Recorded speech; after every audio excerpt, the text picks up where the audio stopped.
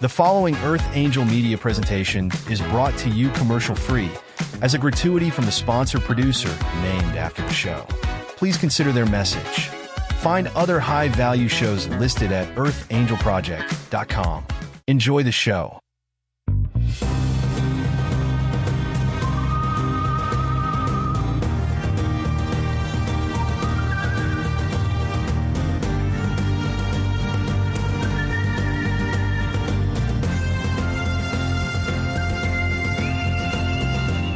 Welcome to Soul Decodes. Join us as we wander off the path to find the ideas that fascinate. We talk about spirituality, the mind, the ego, wellness, and hidden history with tips, travels, and tales. Charms for a better life.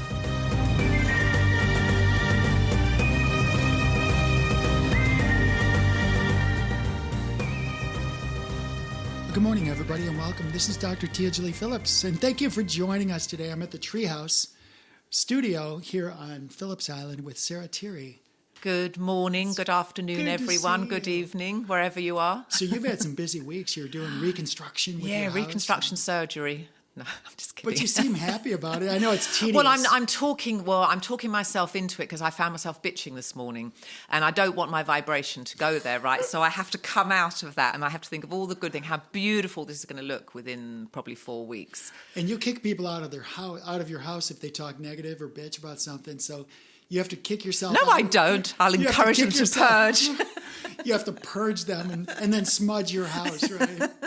So, well, tell me, what are some of the remodels you're doing? What's different? So we're taking down 2 walls in the kitchen, and it's just open the whole thing up. I've got 2 more coming down, and then just taking out the old kitchen. It's 25 years. It was hand-built cabinetry. It was beautiful, maple, but it's just old now. It's 25 years old.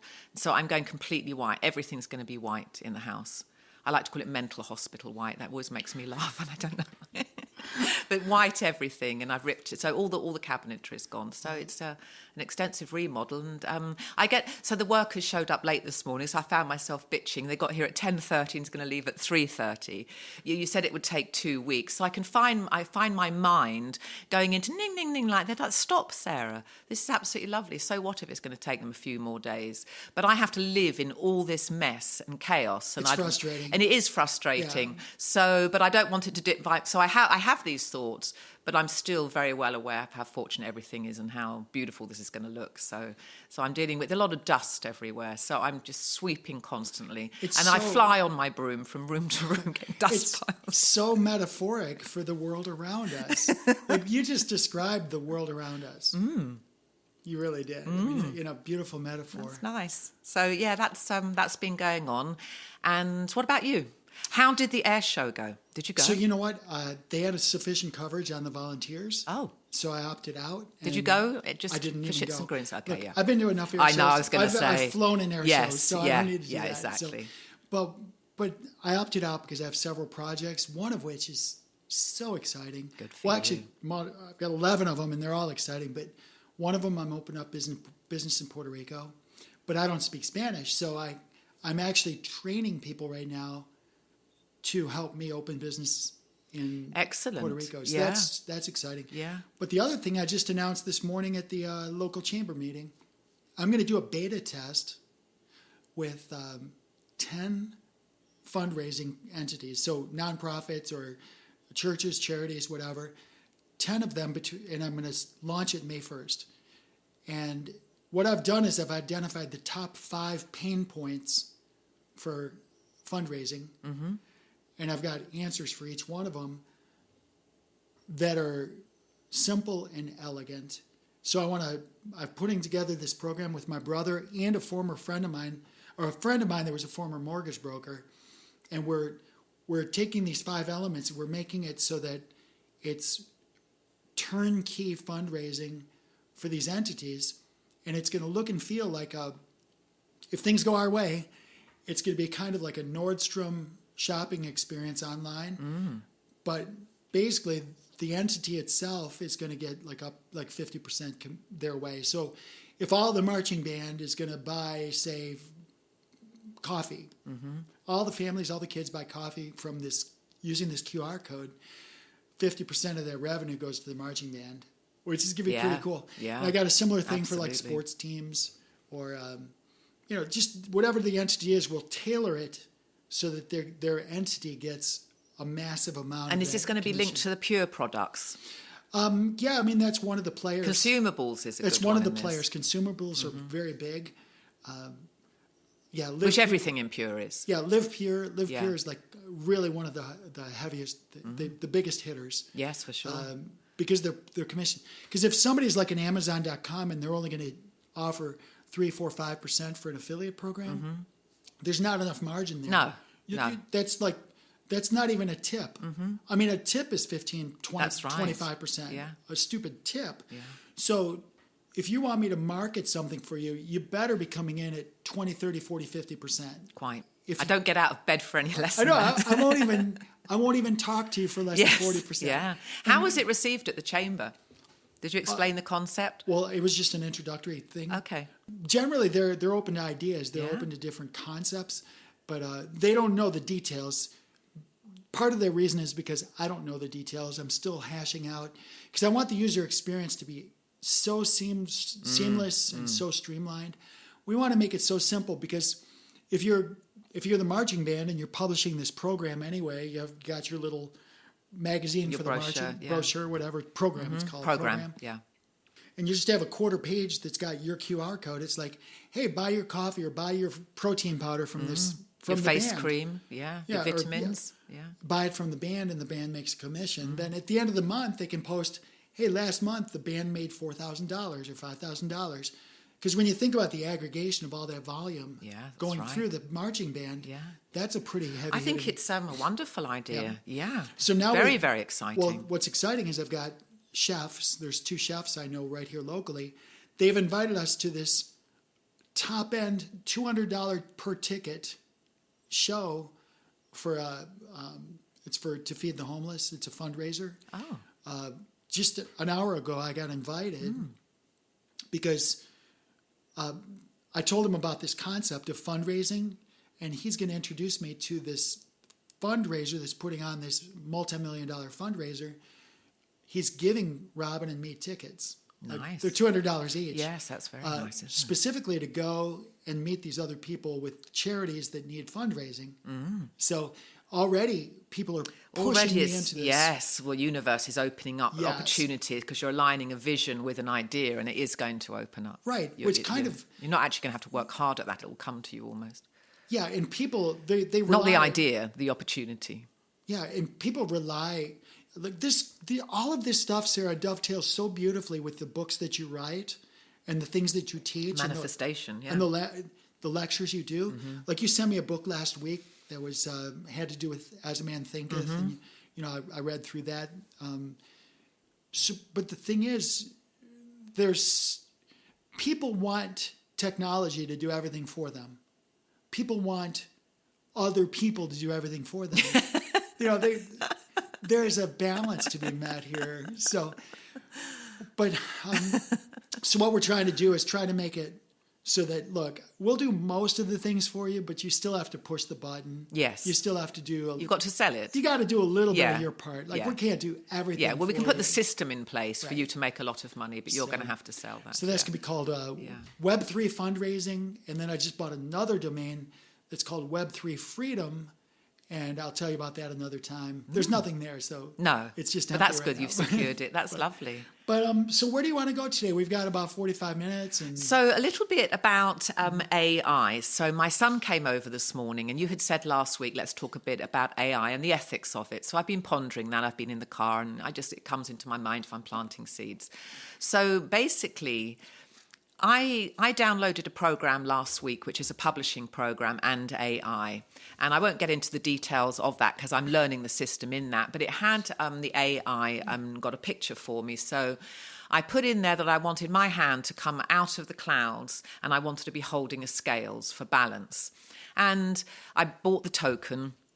And I don't know how long I had to wait, maybe a minute. And this most beautiful piece of art came out. It was so stunningly beautiful. And I'd put minimums in there initially, and then once it churned the first one, I edit it, and it was just this beautiful piece of art. Now, if I had to pay for that on Upwork and find an artist to do that, it's just not affordable. So I could choose AI now to become an artist for me, and it's going to be really inexpensive. It's going to be magnificent art, but I'm then AI is putting someone out of business because it's now going to take over someone's job. So AI is going to do that across the board. We're not going to be mowing, we're not going to be cooking. A machine is going to do everything for us. So we have a whole world that doesn't have a job. Maybe there are some jobs, but what are people going to do to earn money? Because there aren't going to be any jobs. There would have to be some type of basic universal income where people can then wake up in the morning, they have shelter, they have transport, they have their food. Then what are they going to do with their lives? Because that is inevitable. Then the whole people have got to assign a meaning to their life, which isn't just going to be this drudgery prison planet of people getting up and going to work every day. I mean, you and I are different. We've cultivated a certain life, but 90% of the people on this planet get up and don't do what they like, and then it's just for food, shelter, and for transport. So that's going to come to an end, and it's inevitable. So what then? Well, I mean, you bring up some. So you're really questioning. You really like the idea of AI. Mm-hmm. You like the results of AI. Oh yeah, can do a lot with it. You're concerned about where this takes us as a society. Well, I think it's inevitable because there's not going to be. Isn't it funny? Funny is not the right word, but this planet comprises people that have to earn money just to keep safe, keep secure, keep food in their bellies and not starving. And we all come here and we're going to work just so we can survive. That'll be gone. Survival is going to be gone because a machine's going to do it. But then what are people going to do with their time when they wake up? They're no longer going to be fighting for food. They're no longer. It's going to be handed to them. What, from the government? Is there going to be a universal basic income where people can have a nice house, a car, and their children are well? I mean, what's going to happen as a result of people not going to work anymore? Because that's all this planet's ever been: is people going to work just to get their basic needs met. Yeah, my questions are kind of tangential. I hear what you're saying, and I hear what you're saying, and you bring up some very important points. But we've gotten into the scenario in today's world where there's so many people who don't add value. So we spoke in the previous episode or two about adding value to something. Most people are leeching value.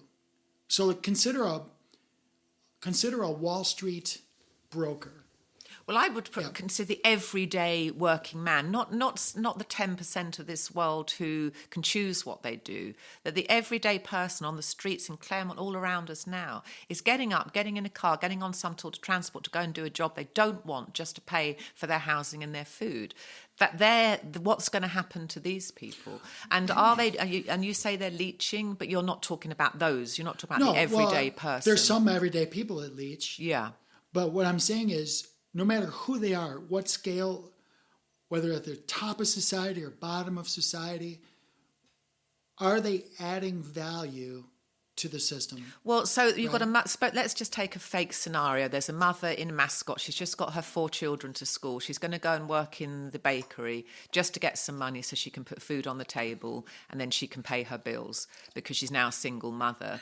Is she, what value are you assigning to her life? Okay, she's just trying to hold her shit together. Okay, but you and I are creators. So let's take your hypothetical scenario and play it out. I'm a mother of 4. I'm a single breadwinner. I have to solve a problem. I need food, clothing, shelter, medical, whatever I need for my people, my kids, my little sheep. Yeah. The creator says this. First of all, the employee says this. What kind of job can I get so I can put my kids in some controlled environment where they don't get destroyed, and hopefully they'll take care of them as well as I do? And what can I go? Can I shuffle some paper? What system can I add value to get paid something that'll cover the bills that I need for these people? That's an employee mentality. An employee says, what can I do for somebody else to get paid my replacement value? Yeah. You're never going to get paid more than you're worth. You're never going to get paid what you're worth. If you're working for somebody else, you're only going to get paid your replacement value, no matter what you do. Because if you're, but what if this single mother is so burdened and overwhelmed by life that she's not going to create a reality. Right. She's just a slave to a life that she can't stand. right. So this is where the creator comes in, the creative self. But do you think everyone has a creative? You think every person on this planet has this creative reservoir somewhere within them that needs tapping? Totally. In Everyone. fact, you've heard it said that necessity is the mother of invention. I've heard that. Yeah. Right? That's not just a saying, that's the truth. Necessity is the mother of invention. I see it all the time, especially here on the farm. It's like, oh, I need a piece of wood this long that'll bend. It can't be stiff. It's got to be flexible. Well, where am I going to get that? Am I going to run to the lumber store and search 6 hours to try to find that? Or am I going to go over and pick one of the 7 types of bamboo I have and pick the correct bamboo that's flexible and powerful? Well, I go cut a piece of bamboo and there it is. Yeah, so you problem solved. I solve my own problems. I do this all the time. Scrap piece of lumber. I need to pick something up from behind the desk. Well, is it magnetic? I'll put a piece of string on a magnet on a string, and I'll pick it up, right? So you're always trying to invent things to solve small problems. I think that our school system would do us a favor if instead of teaching about some fake history with fake presidents and fake everything, if they taught critical thinking and problem solving. Yeah. So when we open up a school in Terry Village or whatever your thing is going to be, we need to be asking people, teaching people how to solve their problems. So going to this girl that's a mom that's going to raise 4 kids, is she the only mother that's got that situation? Is she the only mother? No, she's not the only mother. There's other mothers that have kids that need to be watched during the day. Well, what about this? Why don't we find 4 other mothers that have kids that need to be taken care of during the day? And so you'd homeschool them, take them out of school. And do a co-op. And teach Let's just them. do a co-op. Yeah. It's so funny because Tony and I were talking about this Right. coming back from Fort Lauderdale, this idea of homeschooling. So you'd pool all your resources. I could teach, if I was a mother and I was single, I'd teach maybe creative writing, something like that. Somebody could teach cooking. And then just asking questions and critical thinking. Charlie cannot believe he didn't understand money at school. There was no economics class, and that's what he's big into now. And yes, but that's. I'd love to have an interview with Charlie. Oh, you've so got to. Well, I was and people think that money. They think the dollar bill in your pocket is money. It's not. No, it's currency. Yeah, currency is not money. Yeah. Money is not. Money is a store of value. Currency is a means of exchange. But I think the school system has just churned out a load of worker bees because that was necessary as we were building America. But that's just got to end now. We're not going to need worker bees. We're going to have machines that are going to do it. So, but back and to your point, the worker bees cannot be as smart as the higher echelon. They can only be smart enough to do their jobs. Yes. I don't want them to be critical thinking. No. I want them to be push obedient. this button, Yeah. move this lever, say thank you, move and go this home. pallet of equipment. Yeah. So that's all going to go then, because you're going to have a machine doing that. You're going to have a machine. In Singapore, if you go to, I think it's a machine is in McDonald's. There's no people in McDonald's anymore. It's just machines serving you. So so people have to be resourceful, they have to be creative. And you say there's a reservoir of that within us all. So we need to be in a system of self-reliance, be like you finding a piece of wood that doesn't bend, you thought about it, how am I going to solve this problem? So but there has to be a certain... This is what a creator will do. They'll say, I have a problem I have to solve. They look around and say, what resources do I have? Yeah. So here on Phillips Island, what do I have for a resource? Land. Okay? It's coming up to summertime in Florida. What's going to grow? Well, I can do melons, I can do sweet potatoes. Have you looked at the price of a purple on purple sweet potato, these Okinawan sweet potatoes? They're like $5 each. Wow. I can plant 100 slips of sweet potatoes. I can have acres of sweet potatoes, and they can sell for $5 each. Are you going to do that? What's the turnaround time? How long does it take to get 90 days. 90? Wow, that's quick then. But I don't need that. I could do it if I needed to. Yeah. But But you could, if you were a single mother with 4 children, you could do that then. Is that what you're saying? If I knew that single mother, I would say, hey, look, I've got this piece of property. It's free. Yeah. Here's an acre for you. Let's talk about what you're going to grow Just there. come and grow stuff. Yeah. I do this for people. I've got a biochar farm here. I charge the guy nothing. I had the film crew out here last that's week. right, yeah. I charge them nothing. I want to help people, help creators. When you start to think in terms of abundance, not scarcity, see, the thing is, whenever you accept the floor, like, oh, here's a universal basic income, here's the floor, you're also accepting the ceiling. Well, I would say if I had universal basic income and I had, okay, my children are well educated, we have enough food, and I can wake up and I can do anything that I want. My son argues that you'd have a load of people still dissatisfied because now they haven't got what the billionaires have got. And with the internet, this high lifestyle that everyone wants, that there's no satisfying human nature. But if you've had money, you'll know what money does and what it doesn't do, and it is not what you think it does. You're going to have your purpose and meaning for waking up in the morning. You have to have a meaning. What are you here for? We're here to manifest. We're here to manifest reality, and this comes through having a vision and regulating our thoughts and keeping our vibration high. So that would have to be taught. Then you could actually do what you wanted, but people have to have meaning. They'll have to have a vision. So you'd have to teach them how to think properly, that we're in a quantum field, that the observer affects the quantum particles and how they're formed. That is stunning.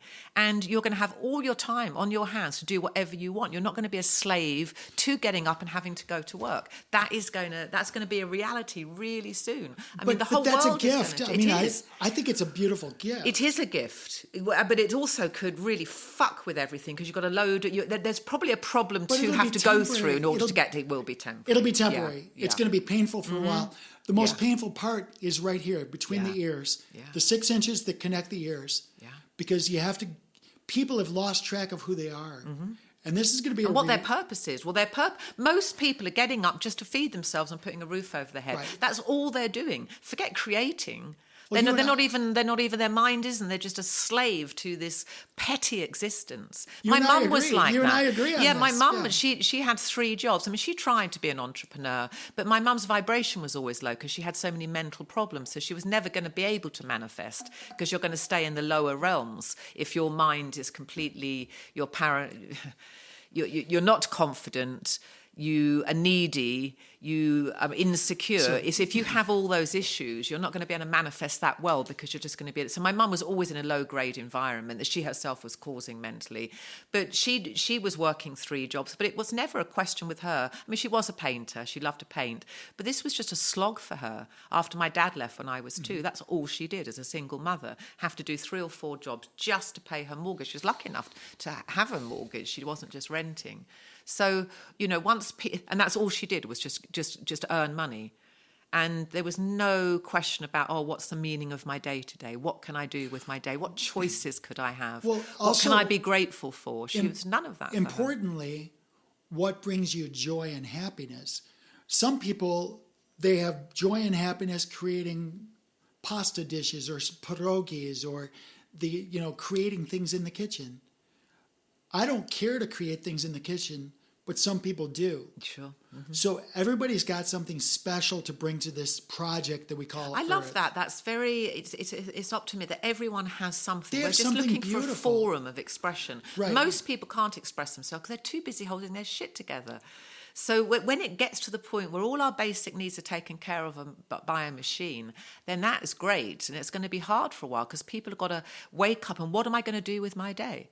Are you going to sit on the porch for 12 hours a day? Let's play this through because I ask this question almost every day I meet people. What's next for you? I don't know. I'm not sure. They give me all sorts of answers. But I also ask the question. What are you good at? If I had a blank piece of paper, I call it my magic paper. If I have a blank piece of paper, it's magic. It's magic. You can write big print, small print, backside, front side, whatever you want. You could fold it into an aeroplane. You can do whatever you want with that paper. But whatever you write on that is going to happen in your lifetime. Yeah. It's going to happen What's one of the things you write on that paper? And I literally have the whole gamut. I've got people that could fill up both sides. They're like, Are most people talking about more money? no, surprisingly not. Really? That's now, interesting. money will be a vehicle to get there, but that most people are like, one of the biggest things I get is I would travel. God, yeah. Most people want to travel. Yeah. They want to experience. Yeah. What are they saying with travel? They want to experience things. That I don't know about already. Right. Yeah. They're tired of living. I've never moved within 30 miles of Yeah. my hometown. They want to experience Niagara Falls or, Yes. the Himalayas or something. They want to go and see something different. They're bored out of their gourd. So that's why they want to travel. But I do have some people, and Sarah, this is one of my saddest things. I want to cry when I tell you. I ask people that question, and they start crying. And I was, well, tell me what's going on. What are you feeling? Why are you crying? And they pull themselves together with a tissue, and they say, I don't have any dreams anymore. Because they're quashed by the reality and slog of living. What they perceive as reality. Well, they don't. Yeah, well, they This is perceive not as reality. no, it's at all. But they don't believe that life can give them what they want. They don't believe that. Is it that they don't have any dreams, or they don't believe their dreams are attainable? Well, that's the point. That's the link, isn't it? They're going to tell me they don't have dreams. The truth is, they don't believe they can They manifest. perceive that they can't manifest them. Yeah, that's terrible. That's because you're believing worse. in a very narrow reality at that point. So I pull those people out all the time. Yeah. So I say, okay, It's such a limited. I take them to the next level. I say, okay, let's pretend that I'm your fairy godmother, and I've got all the time and money that you need. I've got all the money you need. Let's walk through this. Let's start. When you were a child, what brought you joy and happiness? What was the happiest point in your entire life? I ask this to all my people when they're stuck. Reflect. I don't like reflecting backwards. Oh, it's necessary. But until I need to, well, them it's a to tool. get No, you definitely have to reflect. Because I want them to get an anchor point. Yeah, you're not going And they'll to get say, anywhere without doing oh, when I was a teenager, I was in the dance troupe. So you like to dance? Oh, I love to dance. I used to get lost in my dancing. Well, when's the last time you danced? Oh, God, 30 years. I don't know. How much does it cost you to dance? Yeah. Nothing. You can go right now and go dance in my garden. It costs you nothing. So start to do the things that bring you joy, even if they're free. Do them. Yeah. Now, that's going to do the proprioception part of dancing. The proprioception is your awareness of where you are in time and space. Right, okay. If you told me that dancing brought you joy when you were a teenager, and then you begin to dance, all of those things that surrounded that are going to come back to you. They're going to start to remind you of that experience. You'll recapture that feeling. So I'll pivot on whatever they give me. I'll say, well, if dancing is joyful for you, are you the only person that enjoys dancing? No. What are the different types of dancing you can bring to the world? Do you have to be the dancer, or can we open up? Instructor. What about if I can find an instructor that works with children? Would you be okay if we put together, you could help me brainstorm it. I'll find some dance instructors. We'll put some children. We'll have after-school dance programs. I'll create a cash flow for you. Would you be willing to do this? And you think that every person, if you can dig and get that out of them the way that you do, will go back to their childhood, and it could have been farming, couldn't it? It could have been a kid that loved going to the hens and get the eggs. Fine. So whatever it is, it doesn't matter. But are you saying that the whole key to it is to go back to your childhood and look? Because I didn't know I could write or enjoy it until I was 33. I'd have had no idea. Yet it's my life. But it's a starting point. That's an anchor point. So they might go and they discovered that they were joyful and happy dancing, but then as they focus on that and think about it, they're like, but it really wasn't the dancing. It was the fellowship. It was the fellowship of the people or the music. No, something. It was the music. All the combo of it all. Right, or the experience. And maybe they're going to end up working with a troupe of dancers, or maybe they're going to work with theater. Yeah. Right? So All I'm trying it's kind to of do endless once is get them out of the funkiness. Yeah. They're in this funk because the world around us And they also lies think to there's us. limits about what planet Earth can do. If we're in a simulated reality, in a holodeck here with the safety protocols off, that's a Star Trek term, and I believe we are, if your imagination and ambition, your willingness to believe in yourself, if you can combine all those, that will open up because it's already in the quantum field. This computer simulation, it's already there. You've just got to draw yourself that to you. So a lot of people just think we're here, we're born once, we die, and then when we get to heaven, this will just be this lovely heaven that we get to for the rest of our lives. We'll live on a ranch, there'll be no weeds, no pollution, no crime, and we'll just be happily ever after. But if we're being born and we're coming in and out of this reality to manifest reality, we better understand what reality we're living in, and to see it, the possibilities is what we need to do, not the limits that a lot of religion have put on us.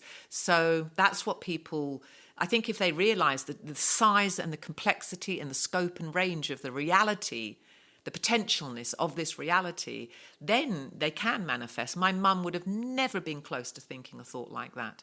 It was, I'm born, I'm saddled with 2 kids, I'm going to work, and she just married like 5 times and died when she was 59. There was nothing about the potential and the goodness of life in her at all.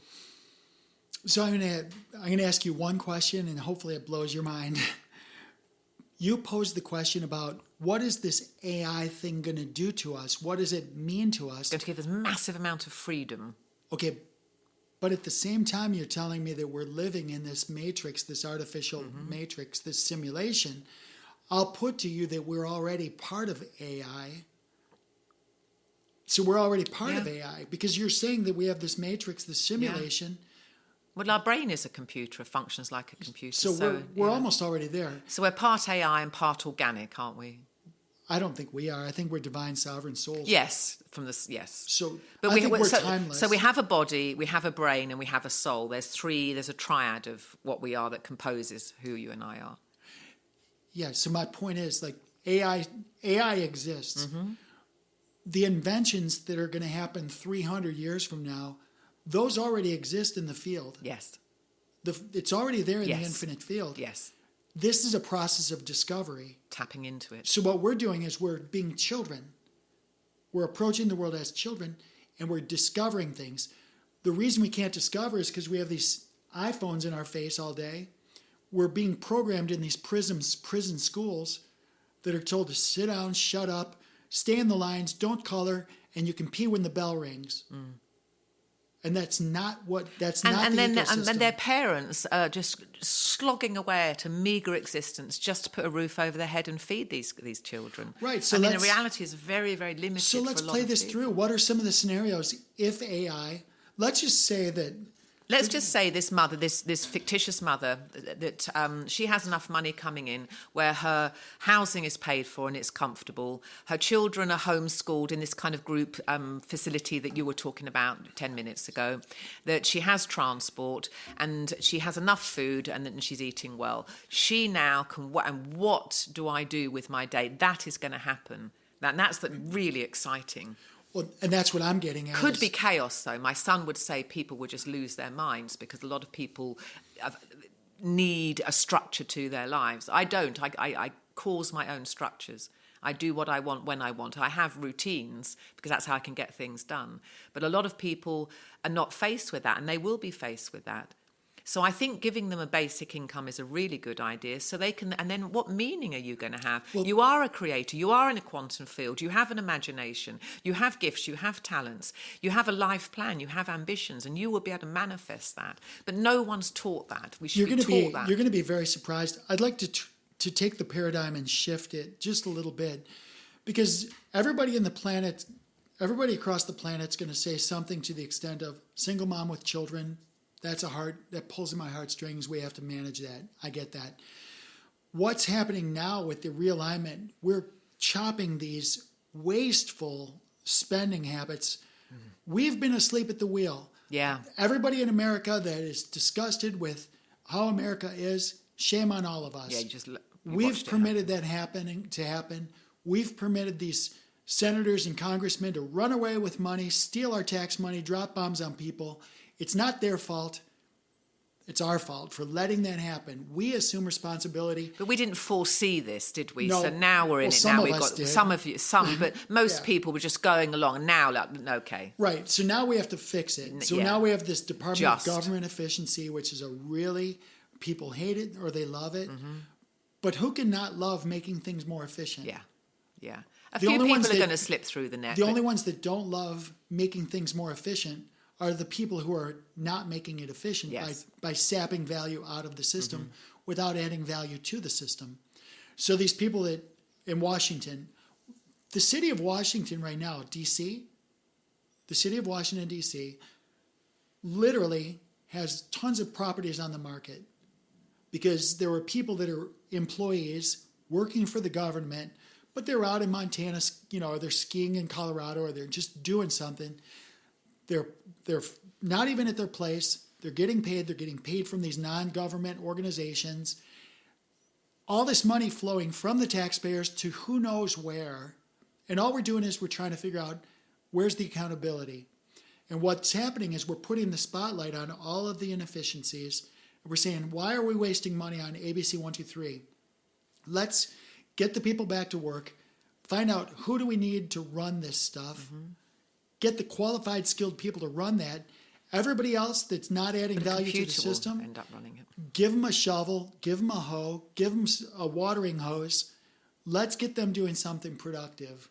If I'm sorry, but if they've been sucking on the Washington, D.C. teat for 25 years and they're crying because now they have to go actually do something that adds value. Yeah, I mean, I Don't think, care, don't yeah, care. yeah, I think it would suck if you'd been doing this for 30 years and you did add value and your moral compass was where it needed to be, and so that would suck. But generally, I agree with But you. if you had- but but if if- you've, you're just wasting money, you're showing up, you're just shirking, you're not going to get fired. You're But let not me gonna, ask you this. If you have an agency within the so-called government and there's 30 people, you and I both know 3 of those people are adding value and 27 of them are not. Yeah. You have to trust the system that the 3 people adding value will be the ones standing. Those 3 people adding value will be the ones that stand. The ones that were waste of time, space, energy, just a waste of money. They're the ones that are going to be scrambling. It's not the single mom with 3 kids or 4 kids. Right. It's the ones that are they're sucking system. Yes, They're because they were just sucking- coasting anyway. They're coasting anyway. Yeah.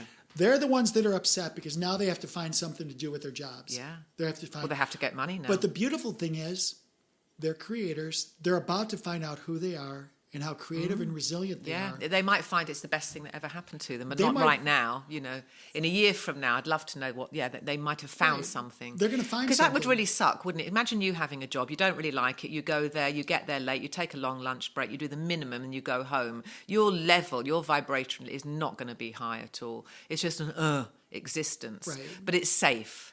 And you're exploiting someone else. It's the government money. It doesn't appear to belong to anyone. So you're just going to have that taken to you, and then you're not going to lead a satisfying life. And I think that that's what people are finding now. I love what's about to happen.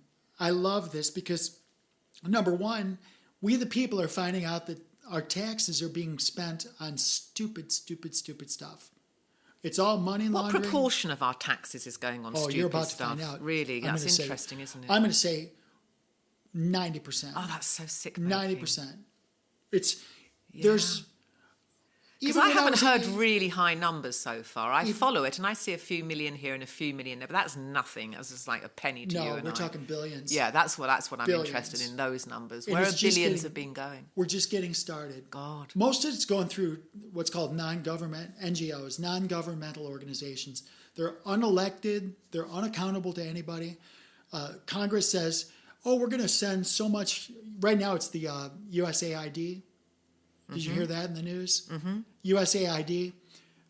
They've all this money allocated to USAID. All they do, it's money laundering. They just go and they distribute it to their people across the world that are doing them favors. The money ends up coming back to the local politicians.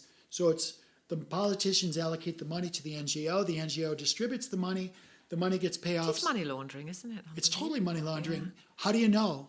Well, what politician is worth $100,000 an hour, $100,000 an hour to listen to them speak.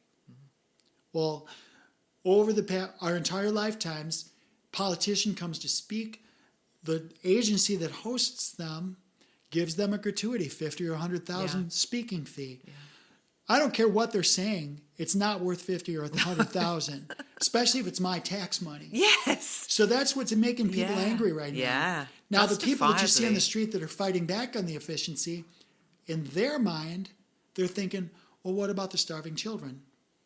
Well, excuse me, but right now we're being taxed between 25 and 50%. If my tax goes to zero, I have so much money left to give to starving children. I will put together, and I'm not alone. There's so many of us. If I didn't have to pay taxes to this nameless, faceless group in Washington, I would voluntarily set up an organization or donate to one. I'm already doing it. You're already doing it.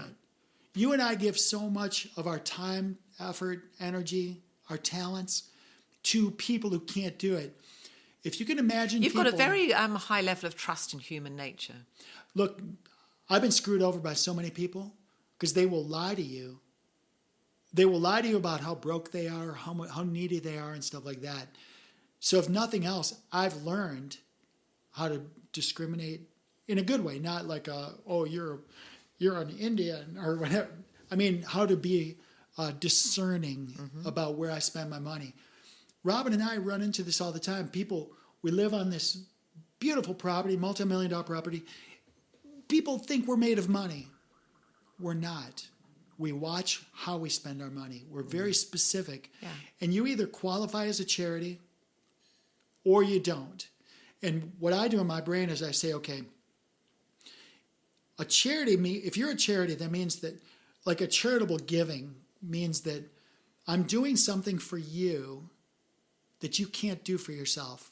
You have a need and you can't fill that need, and I do something for you. That's charity. Mm-hmm.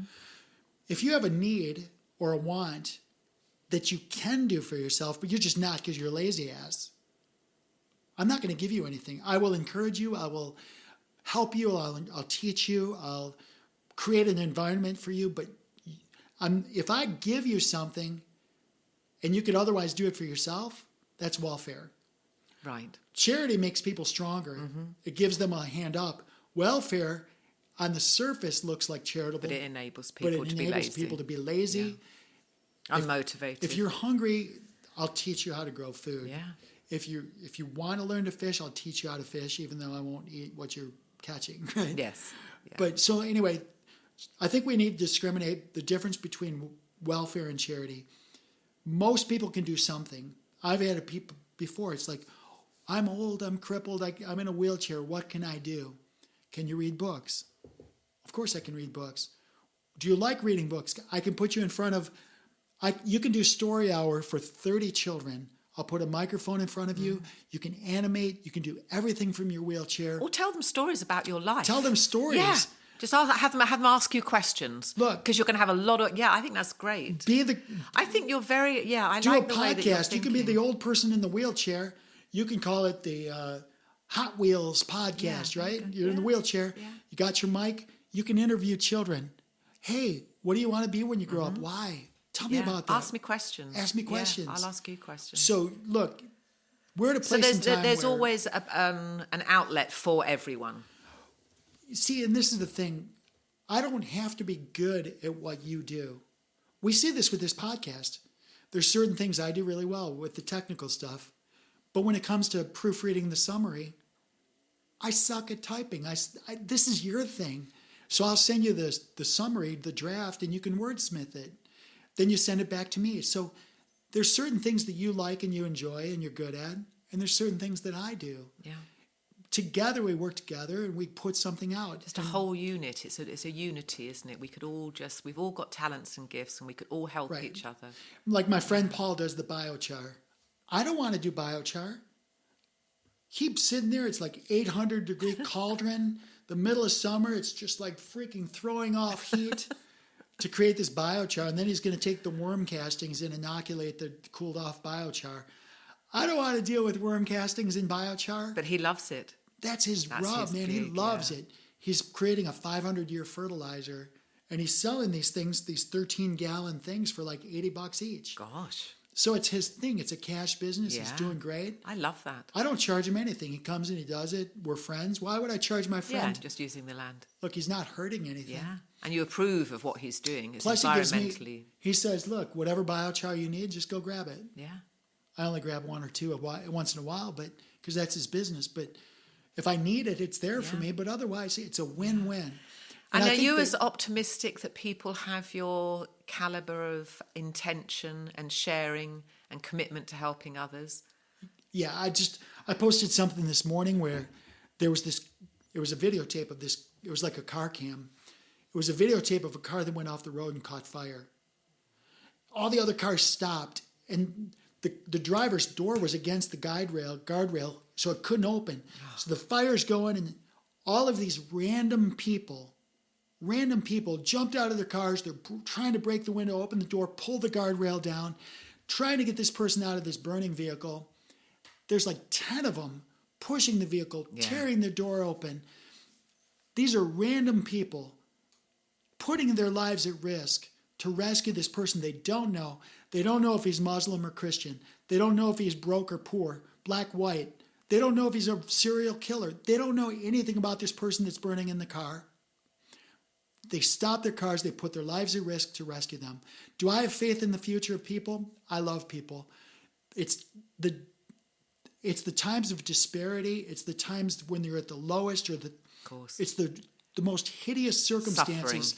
Yeah. That's when we find out who we are. I know, isn't that crazy? That's when we find out how awesome we are. Mm-hmm. It's when I have a chance to serve you at your moment of need that I find myself and you find myself. Mm-hmm.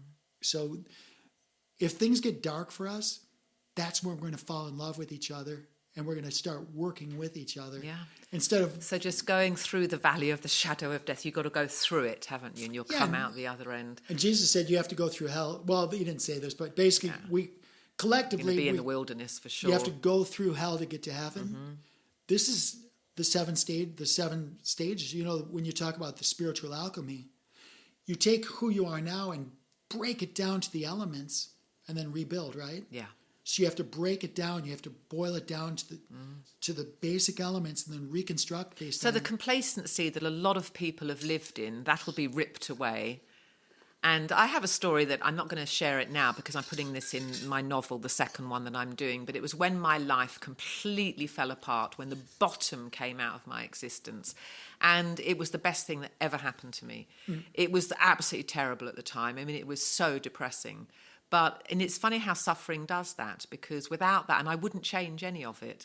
And it's so weird to me that it is the suffering that really catapults you. Yet we do a lot to avoid suffering, don't we? We don't want it. We want to be comfortable. And that's a beautiful, beautiful point, because when Robin and I met each other 30 years ago now, May will be 30 years, neither of us wanted a relationship. Both of us wanted to help the other person, because I had been through a divorce. Robin had been through a divorce. So we weren't looking for something for ourselves. We were actually trying to help the other person, because my weightlifting buddy was friends with Robin, and he said, well, maybe you can help each other out, that type of thing. So it was completely altruistic. But we both realized that had each of us not been through a stupid experience, a stupid divorce, a stupid relationship, neither of us would be as good at this marriage thing as we are. But we had to go through the garbage to appreciate each other. Yes. Not everybody has to. You've had a beautiful marriage. You didn't have to go through that. But your life experiences prior to that set you up for success with your marriage. Mm-hmm. Not everybody had that. Some of us didn't have a good example of what a really well-balanced, powerful, unified marriage looks like. I mean, with my marriage with my husband, it was very, very difficult at the beginning. I mean, we went through hell and back, and then we stayed committed to each other because we had a child. So that was great, because that anchored us. But and both of you were willing to work at it. Yeah. And that's the other thing. And there was this bond that we always had. Yeah, that's so cool. But it wasn't easy. But you were both committed. Mm-hmm. And that friendship, see, marriage is just an elevated friendship that's built on mutual respect and common interest. In this case, the child was the common interest, but do you still have the mutual friendship and respect? Yeah. If you have a common Well, that interest, had to be cultivated with us because I had a child after 4 months, got pregnant after 4 months of knowing my husband. So we actually hadn't built a relationship. It was a sexual thing, I think, in the beginning. Just it is this amazing chemistry that you just couldn't even help ourselves. So my story is a little bit different. But we didn't even know whether we were friends. We had a child and we had to learn to do that. But we did an episode a few ago and it was about laughter and humour. And I connected him on a humour level. And that was when I knew we could be really good friends. Because we would laugh at the same thing at exactly the same time. And I knew I could make him laugh really quickly and he could me. So that was how. But ours was slightly different. We were just thrown in at the deep end. and there's another thing that AI can't do is humor. Like it'll tell you the basic idea of a joke or a riddle or a pun or something. They do a good job, with the AI, but the quips, the laughter, those things, it's so spontaneous. And it's so singular to the person. And it's so relevant to the immediacy of the situation. Like, Robin and I have words, single words. I know you're laughing. No, it's good. I have a few. Because we can say one word, and with that one word, we instantly comprehend what the other one's thinking. Yeah, it's a beautiful language. Right. But so AI will have its limitations. Yeah. I'm not worried about it. No, I think you've got a very optimistic outlook. I think suffering is inevitable here. You require it as a soul, I think, coming in because we're here to gain experience. So some people are going to go through the mill. Life's going to change because we're not just going to be this race of 8 billion people, most of whom get up and slog just to come back and lie in a bed and pay their power bill. That is going to go away. Yeah, and I think it's going to change character because especially when we start to get some of the free energy technologies back, things like that. There you go. Yeah. I want to drop one note. This is a positive thing for this podcast. I went to the networking meeting this morning. There was a lot of people are starting to pay attention to our podcast. And I had one guy approach me this morning that's a mortgage broker. He and an investor, insurance investor type of guy, they want to do a podcast like we do. Oh, good. And they're looking for my guidance, how to get it up and how to get it going. You're going to rent some studio space? No. No. You don't need the money, but if you're a single mother with 4 children, you'd say yes. I can give you this $20 an hour. No, this is for you and me. This is our sacred space. That's good. But I do have friends, like I'll connect him with my buddy Zane. He's got a studio. You can go knock yourself out. But the reason I bring it up is because I told this one guy, the mortgage broker, I said, if they're going to use it as a marketing tool, which most people want podcasts for a marketing tool, like my hope is that people will buy your books. That's not why we're doing the podcast, but I would hope that people would say this. I want this podcast to go viral. That's what I would want. Right. Like you've just got millions of people, then you put it on YouTube and you have 10 million subscribers. That's I think what I would like it. I think that some of the things we cover I think it's valid. Well, it's chit chat about all aspects of life. Yep, I think it's very valuable. These two are going to talk about financial things that nobody think about. Just some. We've got to get Charlie on a podcast with you. I'd really like to set that up and just be very specific about talking about currency and money. You know what? Because he'll be able to go head to head with you on that. I really need. I put the Studio 7. I've got so many projects right now. I put Studio 17 on hold for a while.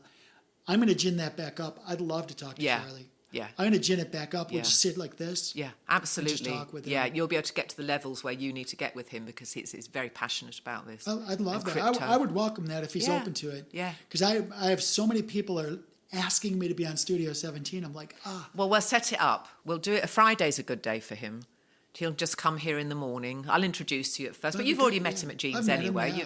So I love him. And just let's do that. Cool. So AI can be a tool for us. I think it's going to be a gift. I think it's going to put people out of business.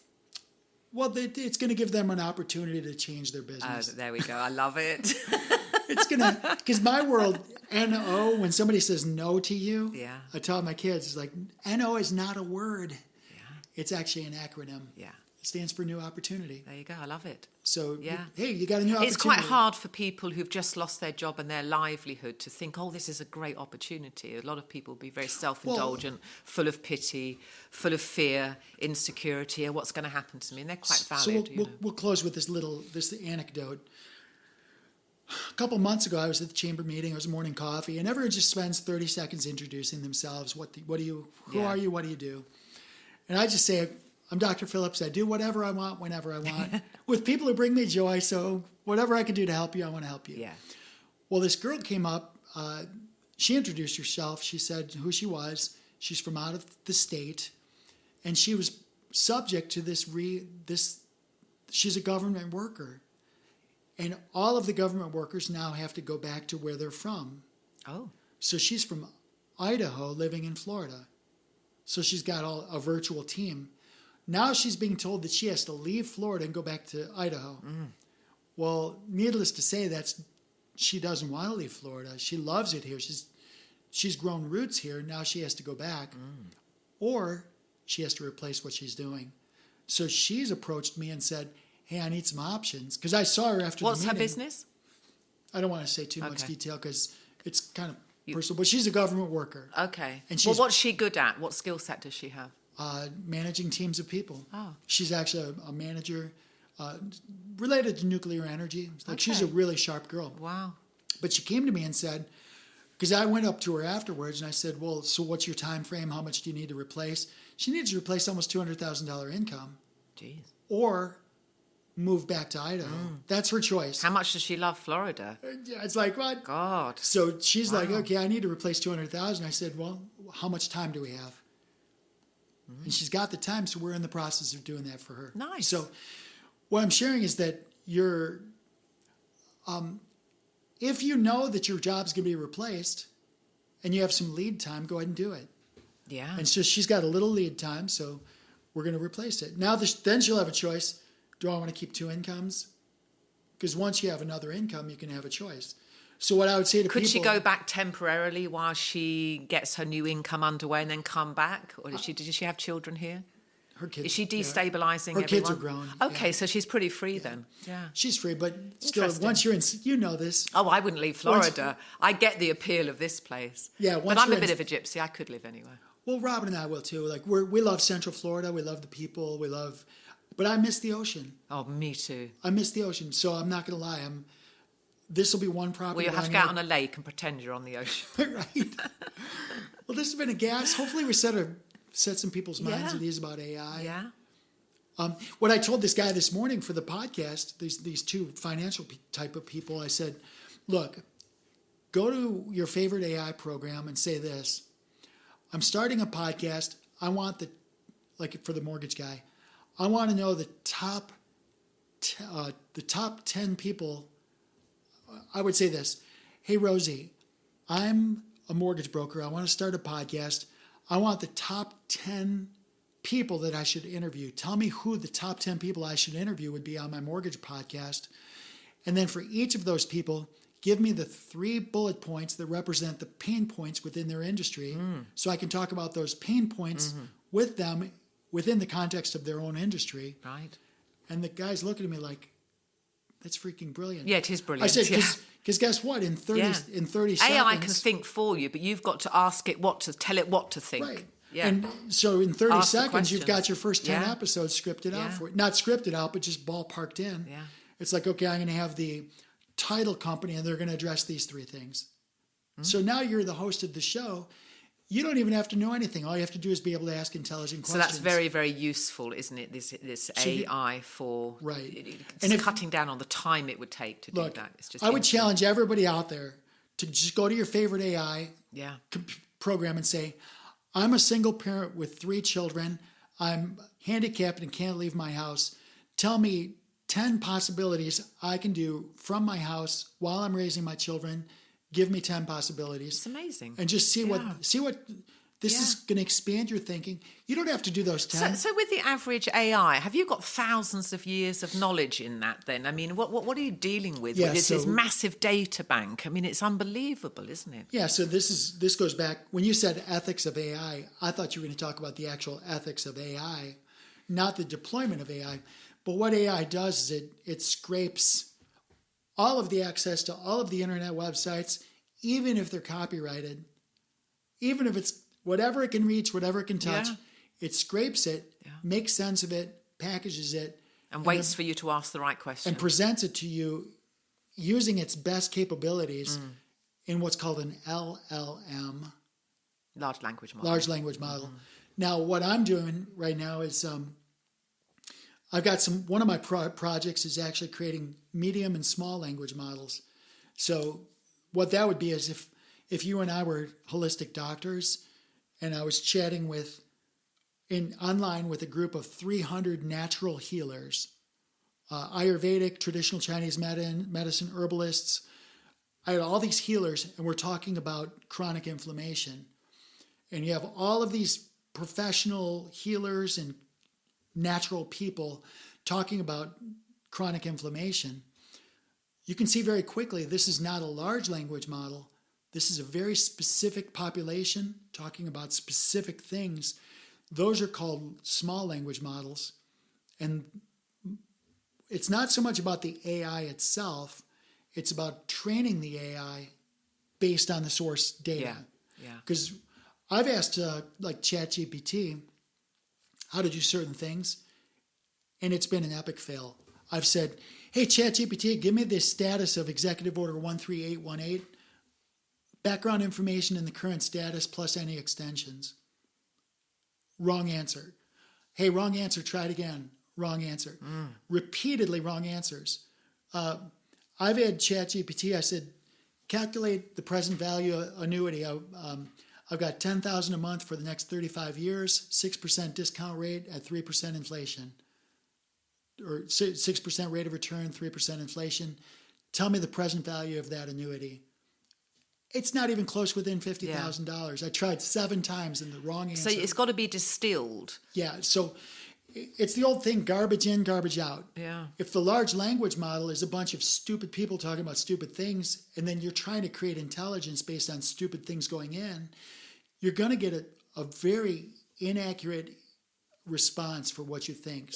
But if I put a bunch of PhDs talking about blood chemistry, now I've got a bunch of PhDs talking specifically about blood chemistry. Down to, and then I merge it with real scientific studies, not pharmacy-funded ones, real studies, and I say, okay, here are the studies, here are the PhDs talking about it. Give me the solution for creating an electrical potential across this membrane. How do I do this? How do I structure the water surrounding the cell?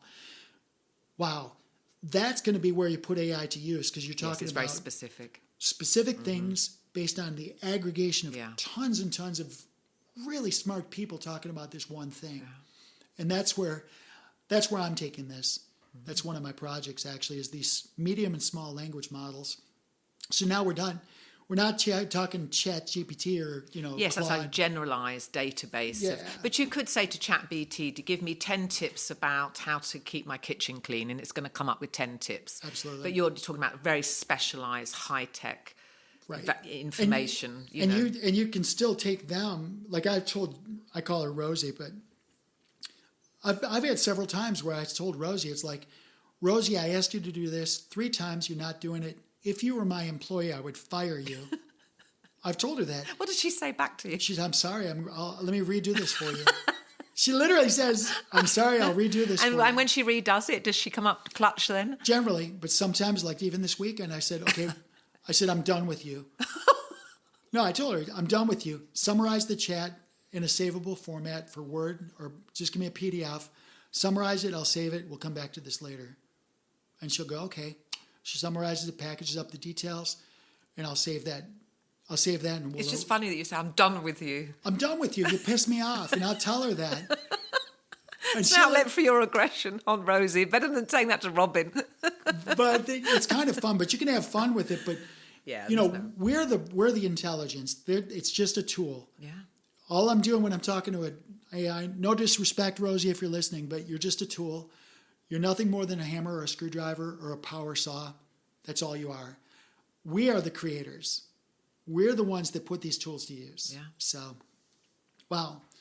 I didn't know what we were going to talk about, but so what are your thoughts, closing thoughts for everybody? Well, I've got to get back because I have to just oversee what's going on in my kitchen. So no more thoughts about AI until the next episode, because I'm teaching myself this new program I bought. And you're not going to tell us about it. Well, I will on the next one. Oh, really? But I've got to teach myself the basics of it, and I've been working through it. But this is a publishing program for our other project that we're doing, Smart Books. So we can talk about that on the next episode. I am so excited to talk about Smart Books with you. Yeah. So this is cool. Y'all, we're on souldecodes.com.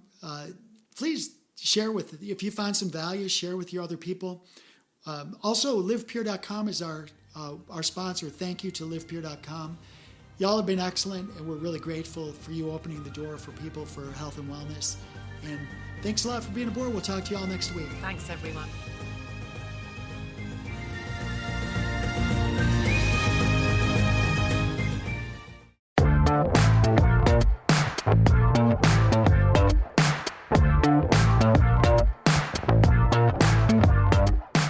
Soul Decodes, a feature presentation, airs every Friday on the Earth Angel Media Network.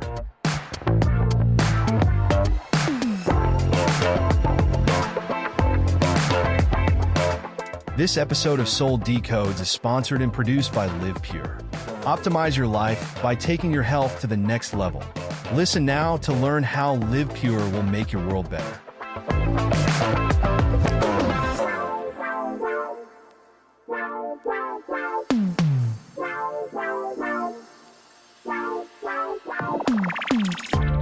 Live Pure is an American-based distribution system of online portals that give discounted access to clean, potent, natural, and ethically sourced healthy solutions for fat loss, muscle gain, immaculate skin care, immune system support, whole body cleanse, physiological balance, and performance support for athletes of all ages.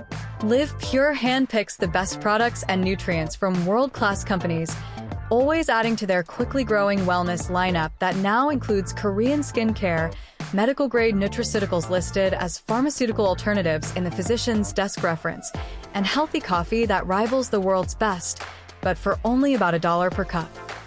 Soul Decodes listeners looking for vitality, youth, beauty, and better health can get 25% off retail by visiting livepure.com/Sarah Thierry and signing up for free as a preferred customer. If you are a content creator, influencer, or home-based entrepreneur looking for worldwide cash flows from the emerging gig economy, Live Pure's state-of-the-industry brand partner affiliate program can bring you up to 7 different payment vectors as bonuses. As a content creator aligned with Live Pure and Earth Angel Media, you will enjoy massive co-marketing benefits, including a cutting-edge website that is personally branded to you or to your business. Sign up as a brand partner at livepure.com/Sarah Thierry, or drop us a note at connect@earthangelproject.com to get more information.